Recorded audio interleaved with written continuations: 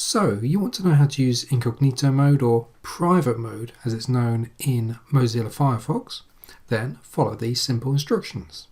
The easiest way is first of all to open up Firefox in the usual manner. Then when you're in there, on your keyboard press Control, Shift and the letter P all together. So it's Control, Shift and P for private. And then that will launch private mode.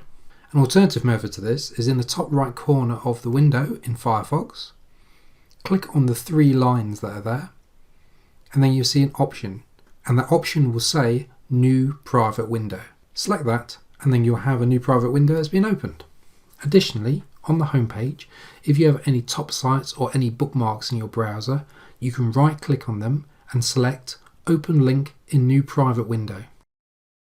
You know that private mode is activated because of the symbol at the top right of your screen. If you can subscribe to the channel and like the video, that'd be fantastic. I hope you enjoyed the video, and if you have any comments then please leave it in the box below. Happy private browsing.